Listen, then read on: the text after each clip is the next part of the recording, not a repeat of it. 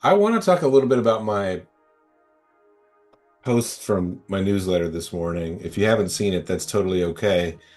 But I heard a quote this weekend in one of my favorite blogs, which is a blog called Farnham Street. It usually comes on Sundays, but sometimes it comes on Saturdays. And it's by a guy named Shane Parrish, and he's mostly known for thinking models, and his books are all about thinking and how to think.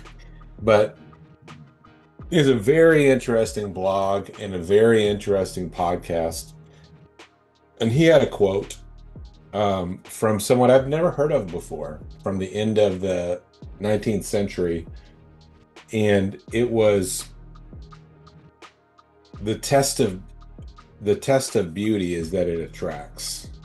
The test of beauty is not that it is perfect, but that it always attracts. And I was like, oh, that's so fascinating. That's so interesting because one thing, we don't talk a lot about beauty in our writing. We could, but because we don't come here as literary writers and poets primarily. We came here with messages. We come here mostly with most of you, not all of you, but most of you are writing transformational books for other people. And I think in terms of utility a lot of the time. I think about how do I make this stick? How do I make this actionable? How do I make this not boring? But when you think about it as in terms of that quote, if it attracts, you're going to get readers. You're going to keep them. You're going to get them noodling on the words that you said. And I thought about Jesus. Doctrine is cool, but it wasn't doctrine that attracted me. It was the beauty of the gospel and the beauty of who Christ is, his heart. Long before I understood any doctrine, any systematic theology, and I can be a theology nerd, it wasn't that saved me. It was a man. It was a person, a beautiful person. And it doesn't, you don't hardly get more attractive than that. Even though some people, like the Bible says, the smell either attracts or repels, depending on the heart and the desire for God. And then it made me think about a book that I read over and over again, even though there is not one stitch of utility in it for me. I simply read it because I just get so captivated by the writing. And I will share my screen.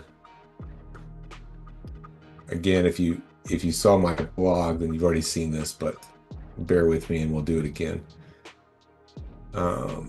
Like any child, so this is from Annie Dillard. She won a Pulitzer Prize for her book Pilgrim at Tinker Creek. But the book that I had myself reading a lot is American Childhood. An American Childhood. It's so vivid, and the writing is so good. She says, like any child, I slid into myself perfectly fitted.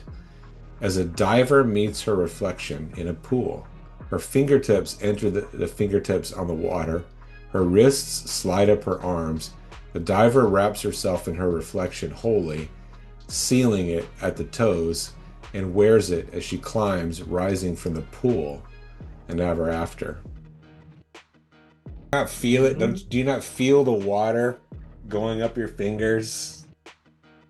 And then go back to think like, I slid into myself. Oh man. I need to know a little more about her process. I don't know what she actually has a book on writing, I think, The Writing Life. I need to look at it. Can't believe I haven't read it. Man, man, oh man. I never think about that kind of writing. I never think to write like try I never think to try to write like that. I would say, I came into myself. I I aligned with myself, or whatever. I I figured out who I was. I mean, that's all good. You know, we all go, yeah, that makes sense. I want to do that too. But man, and her whole like almost every paragraph is like that. It's like Gee. it's it's just it's just absolutely impossible to turn a page because you want to go back and read again what you just read. The reason why it's kind of important for us to talk about is because our hope is that people will read what we write, they'll be attracted to it, and not only what we write, but the idea. I mean, like we're writing because we know something. We have learned something that we want to share or that we're called to share. And I think even like for a fiction writer like you, Yuki, there's there's truth. If it makes any sense at all to the reader, it's because it's there's truth in it, even in fiction.